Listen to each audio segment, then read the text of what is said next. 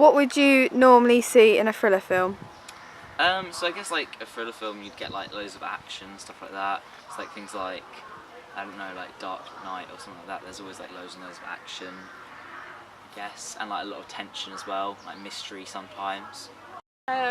Quick cuts, tense music, and strong antagonist and protagonist characters.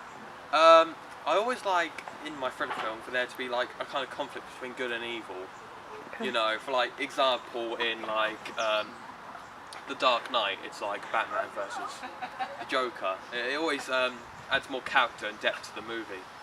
In thriller films, I think that you normally see some type of heroic protagonist, so that I think these are usually like male, they're very strong, and I think that you also see quite an in-depth storyline into maybe like a crime or some sort of family matter, like maybe like an FBI agent going undercover, or maybe, for example, Taken when he loses his daughter. But what do you think?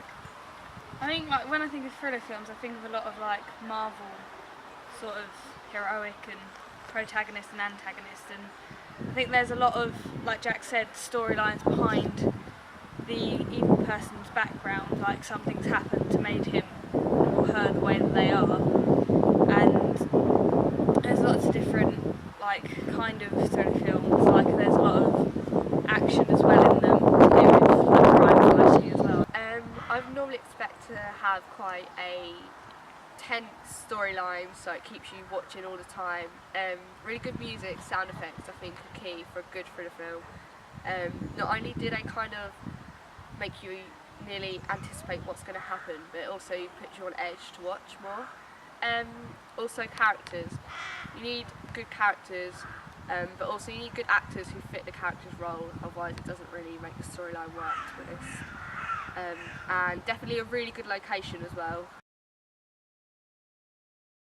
What typical music or sound would you normally hear in a thriller? So like really tense music, like kind of creepy music as well, and like while the action's like building up, you get like the music's building up gradually as well, so that's kind of cool. High tempo music, quite loud, and then lots of loud, high pitched noises to make the audience feel comfortable. Very intense, very slick. I always want there to be like a high amount of tension, so almost like climax building kind of music.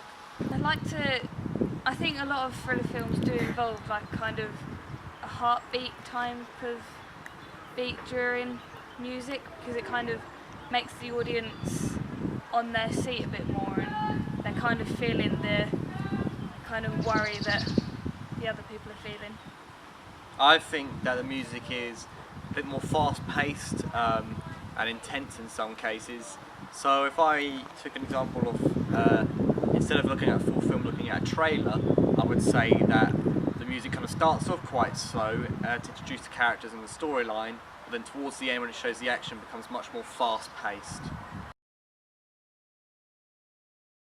What type of locations would you expect to see? It's like a lot of thriller films that use like a lot of the like action ones are usually like really urban, stuff like that. But I guess like really creepy like serial killer and like really like scary thriller films. A lot of the time they're in like rural areas, because I think it makes it seem a bit like isolated and stuff like that. I mean, it can kind of be located anywhere, but I'd say most of the time it's kind of urban areas. So I think most films like Taken, Paris, The Dark Knight, even though it was supposed to be Gotham, was Chicago, I think. And just, I think most films are urban environments because people can relate to it more.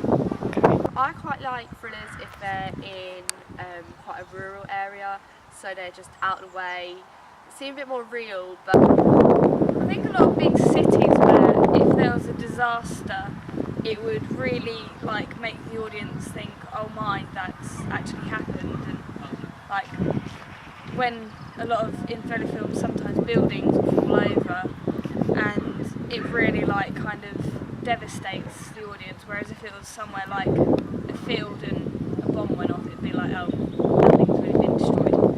See, I think of a thriller film in more of an isolated location.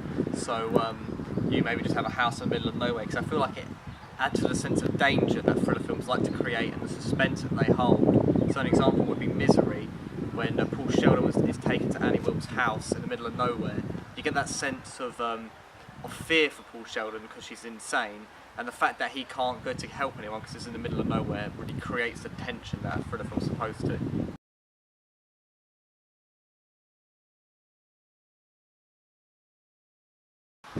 What type of characters do you normally expect to see?